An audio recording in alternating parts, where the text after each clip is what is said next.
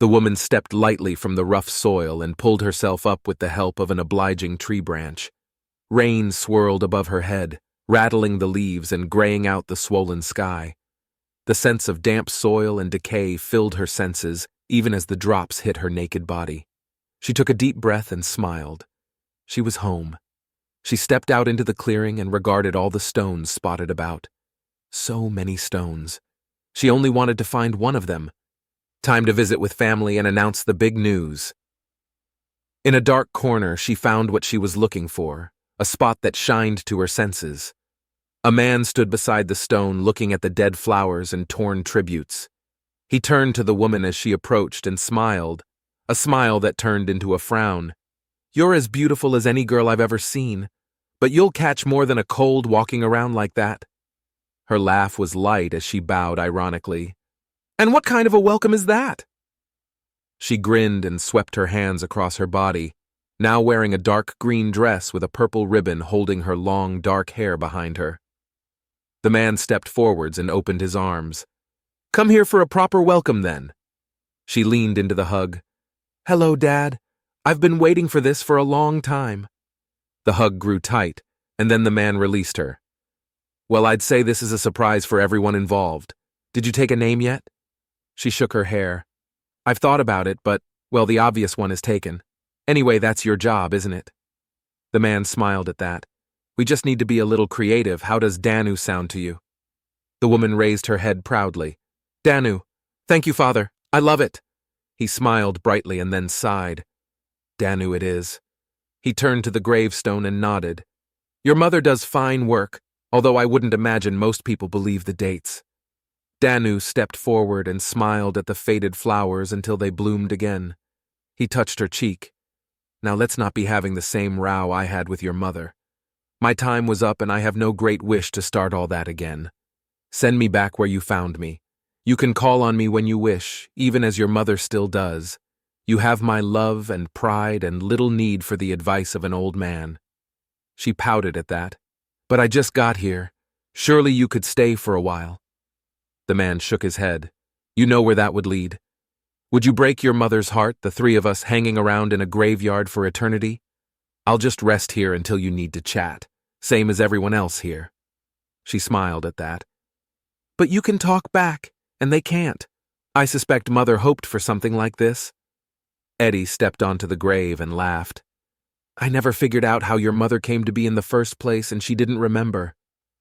He looked around. "And you're wrong. They all talk back in a way. Tradition, memories, all the remembered words and deeds for good or ill. You'd best take the time to organize yourself here and then go visit your mother. Goodbye, Danu, and leave with my blessings given." The figure of the man turned to dust that fell lightly onto the damp soil. Danu pulled the ribbon from her hair and tied it around the flowers. "Farewell, Eddie. I'll keep an eye on the place for you. Tell Mother I'll be along to see her soon." She walked barefoot from the graveyard and past the grim gray stone of the darkened church. She grinned about what they would think about her appearance on their sacred soil. With a thought, she was wearing sturdy shoes. Her father would approve. She stopped when she saw the crumbling building ahead. It seemed to be kept standing with nothing but the endless layers of white paint and the fierce love of a grieving wife. She could feel the ghosts of old songs reach out to her. The sign had a faded look, but the name was clear. This place roused strong memories from both her parents. Interesting. Time to make some memories for herself. She pushed open the door onto the dark room and listened to the crowded silence. This place had roots deep into time, and every forgotten laugh, every bitter tear, every love story and heartbreak hung about the place like 1,000 yesterdays held in the varnish and polish of the dark wood. From out of the back shuffled an elderly man carrying a crate of bottles, his eyes raised in surprise. "Hello there and welcome. I just got the doors open, so give me a minute and I'll be with you." He nodded at the fireplace. "Give me a few seconds and I'll light it and take the damp out of the place." He shuffled into the back to collect another crate. Danu looked around. The place was a tiny wonder, a bottle floating atop an ocean of time, bobbing along with cheerful indifference to the great wonders outside the tired walls. She squinted a little at the fireplace. It remembered what it was supposed to do, so it just needed a little push to burn brightly, throwing its heat and light into the room. The old man shuffled back in and nearly dropped the bottles. "How in the blazes did you do that? It takes me an hour to build the thing up like that." Danu smiled. "Oh, just an old trick my mother taught me. I'm Danu. You have a lovely place here." The old man smiled back, the fire forgotten. "Sean, it's an old friend this place is." He put down the crate. "And we're both falling apart at the seams. What can I get you?" Danu was suddenly struck by an obvious problem. She didn't actually have money, and she was fairly sure that suddenly creating it would cause problems down the road. Times had moved on from the days when a stranger could pay in gold or silver. "That depends. I'm sort of stuck. I'm waiting for money to arrive from off-world. Could I give you something to cover the bill until it arrives?" She pulled a gold bracelet from her pocket, a perfect copy of some design she had hastily taken from one of the stones surrounding her father. "I imagine the money will be here soon. My mother is fussy about things like that." Sean picked up the bracelet with a trembling hand. It was beautiful. "Miss, this is probably worth more than the pub itself. Is it old?" She laughed. "No, it's just a trinket I made along the way. Would you consider the trade fair?" He put it back on the bar. "Miss, I'm an old man, and although I can't read a book to save my life with these eyes, I can see when something surprising has arrived. Eat, drink, and be merry. I have a room upstairs that you can take until your fortune arrives. You wear that, and I'll consider your bills covered. Now, what will it be?" Inside, she could feel her mother's approval of the casual generosity to strangers that these people had. Danu grinned at the thought. "Thank you, Sean. I'll have a stout, and I know a few songs if there's a session later." Sean poured the glass 2/3 full and rested it on the bar. "Well, normally that's a Tuesday, but we have a sort of celebration tonight. Just a few of us old boys remembering an anniversary." He finished the pour and put it in front of her. "I'd better get on with opening up. You just enjoy your pint." Danu lingered over the bitter brew, testing her reach. All she really had was the hardwired memories of her mother. She was a strange mix of billion-year-old confidence and newborn innocence, all blended with the awareness of humanity from her father. She knew she was something new, and it felt good. She wasn't the planet. Not yet, but she could feel her reach growing. Now she needed to figure out what she wanted to do about it. One thing was clear to her, though. Humans were hers. She had watched Sean as he shuffled about and could read every cell, every broken replication, every scar and tear. She compared it to her mother's little trick, her favorite way of showing approval, but it seemed more personal. Aireen felt it like a ghost moving in her mind, the only part of her that was out of reach, the place she honored above any on her own planet. She felt Eddie leave her mind, a hollowness that she hadn't felt in years, the aloneness of it. She held herself tightly, refusing to panic, refusing to let this be a true ending. And then it wasn't. She felt him flood back into the place she kept for him in her mind. He was glowing with joy. What? What was happening out there? Then Eddie reached out to her, something he always resisted. "Hello, love. I have news." The voice paused. "Now don't think I've changed my mind. I'm definitely not Eddie. I'm probably just a construct you built to cope with the loss, so don't think I'm going to keep popping up. It's unhealthy. But since I feel like Eddie and think like Eddie, you need to know that we have a child. Born of the earth and Aireen, she is beautiful. But she is young and alone and living in a powerful world that is unfamiliar to her. She will need help. Find her where I sleep. I don't think she will stray far for a while. Help her, love, and then let me rest. Find Danu and love her." It took her 10 minutes to arrive at the TTTA offices in her city, find her pet human, then begin making unreasonable demands. The thing about when a goddess makes unreasonable demands is that they tend to happen quickly. Danu sipped away at her pint as people drifted in. Most of them passed her a pleasant hello and a few cheerful words, but left her in peace. Occasionally someone resented an unknown stranger sitting about, but they were rare and easily dismissed. Sean had a habit of growling if he felt someone was pushing their luck, and old or not, this was his pub. As the evening began to draw it, a certain group seemed to form, most carrying instruments of one kind or another. The crowd almost studiously ignored them, talking in the useful nothings of every day instead. To Danu, it was clear they were waiting for someone. She decided to try something new and asked Sean for a whiskey. She had no idea which one, so she left it to Sean himself.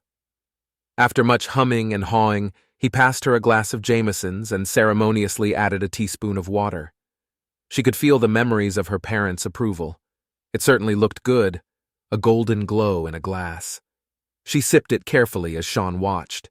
She nearly shot it out of her nose, her face twisting as she spluttered, "Bloody hell! That's terrible! It's like trying to drink a burning fire! People really do this for fun?" She pushed the glass away. Sean couldn't help but burst out laughing, even as the crowd looked on amused. "I take it you're not a spirits drinker.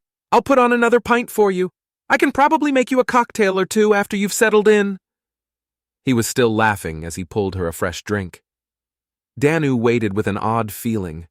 She knew both her parents had loved the stuff, and now she knew she didn't. She really wasn't just a bunch of someone else's memories walking around. She was new. She was herself. Oh crap, what if she couldn't sing? Maybe she just had the memory of singing.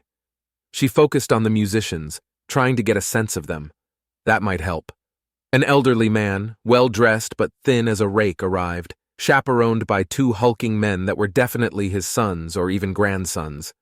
Danu watched as everyone became a little quieter, and many nods and mumbled hellos were exchanged. He was guided to his seat at a table, and one of the men passed him a fiddle case. Apparently, this was what people were waiting for. Sean had obviously prepared for this as he chimed a glass. "All right, I'll be closing the doors in a few minutes, so stay or go.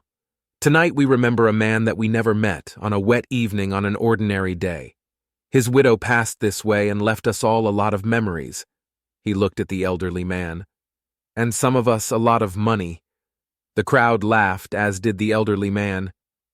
"He asked that we have a drink on him, but since I don't want all my customers dead in a week, we do it once a year. Drinks are on the house for tonight. Remember that I only have one pair of hands and that the doors only open one way this evening. If I put you out, you're staying out." He picked up Dana's neglected whiskey and raised it. "To Aireen and Eddie. Cheers." The pub joined in the toast, and then the drinks orders began flooding in. Danu sat at the bar, slightly stunned by that last bit. She realized it made a curious amount of sense that she had been born today. People had been reminding the world about Aireen and Eddie, and some hidden part of her had been listening. She watched Sean pass out drinks with a speed born of practice, and the fact that he knew exactly what each customer wanted before a word was spoken. She sipped her drink thoughtfully and waited. Her second shock was when the music rang through her, feeding her soul in a way she had never imagined. This must be what her mother had felt. Her reach grew with every melody, her mind encompassing every song and absorbing it. She no longer doubted that she could sing. Sean obviously felt something. "Danu, are you okay?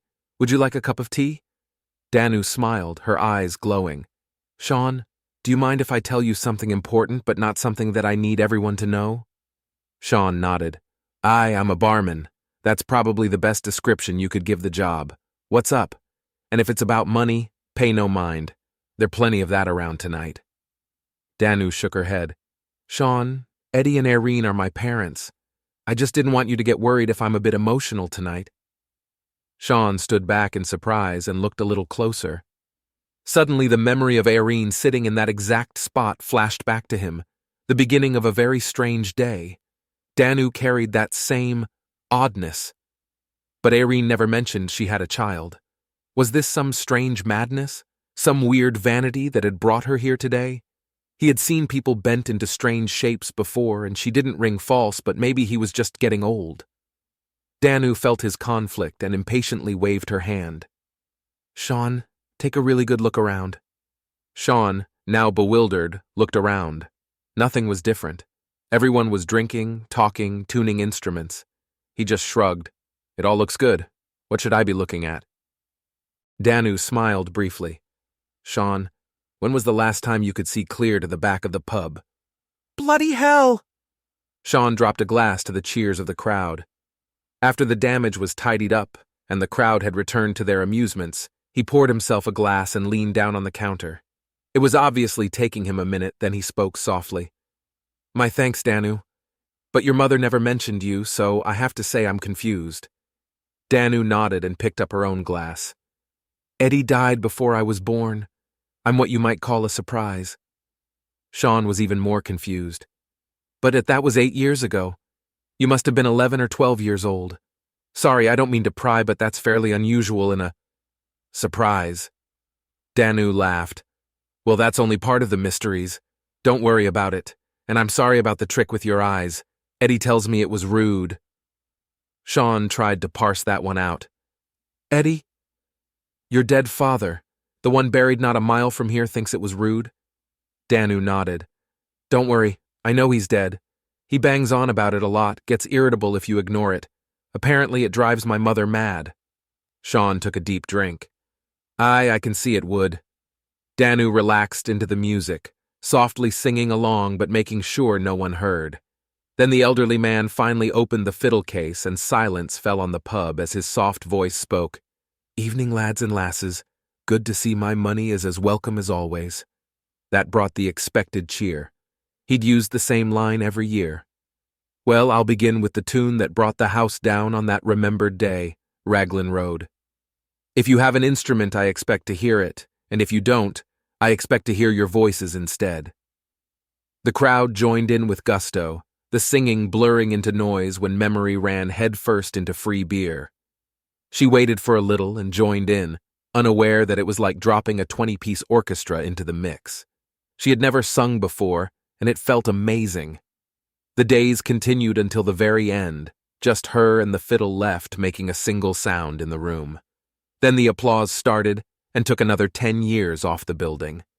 One of the sons or grandsons arrived at her side. She sniffed. "Grandson." He leaned over. "Excuse me, my granddad would like a word if you have a moment. That was beautiful."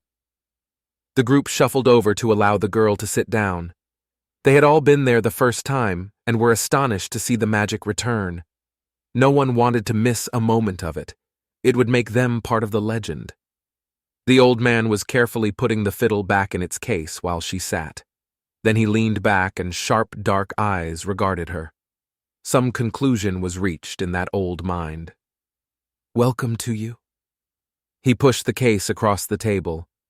"I think that this belongs to you." That brought out a few soft swears. The fiddle was part of the story, brought out only on this day. Danu smiled at the old man. "I don't think so. My mother gave it to you in good faith, and I see you use it to honor my father's memory. I think it is exactly where it needs to be."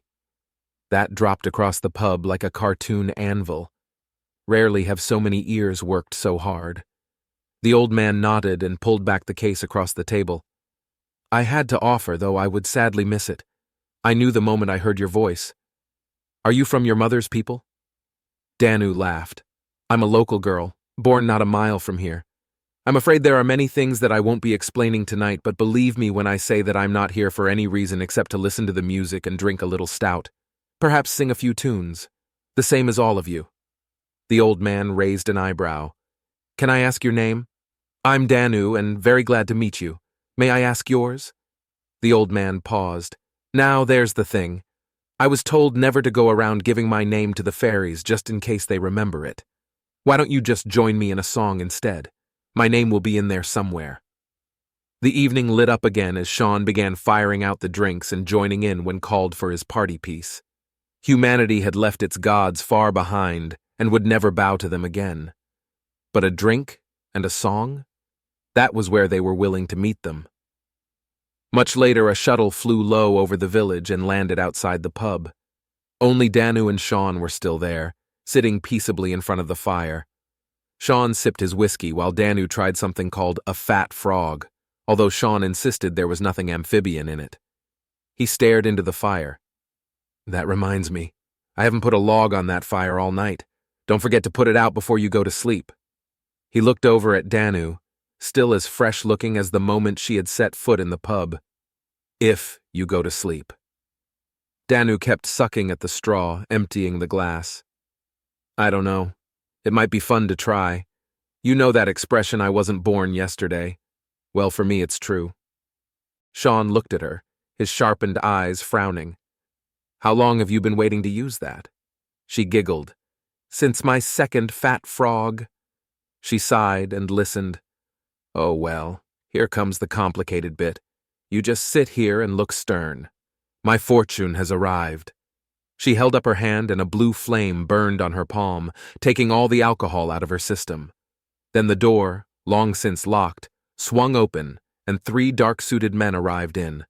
One of the men stepped forward. "You are Danu, Xeno representative for the planet person of Aireen?" Danu stood up, changing into a formal suit for the occasion. "At least one thing in that statement is true. I am Danu, daughter of Aireen and Earth. Well, I say Earth, but I call him Eddie or Dad. I'm not a Xeno. Who are you?" The man seemed frustrated by her answer. "I represent the XCC in this matter. I have been asked to present you with your diplomatic credentials and certain financial instruments. Also, certain equipment that apparently you require, much of which is prohibited for use on Earth." Danu looked past him to the other 2 dark-suited civilians. "And you? What's your job?" They bowed slightly, and the older one spoke. "Ambassador, we work for you. Your mother hired us to defend your interests. We are here to ensure that happens." The documents were left on the table with several heavy metal suitcases. Danu had encouraged the fire to calm down to embers, as Sean poured another round for them. "What the hell was that about?" Danu tried to hit the straw on the first go. "Well, you have to remember that my dad was a musician. Then you have to remember that everything my mother knows about Earth comes from him." Sean nodded. "Then I ask you to remember a very well-known song." Sean began laughing. "Seriously?" Danu nodded, taking another sip. "Yep. She sent lawyers, guns, and money.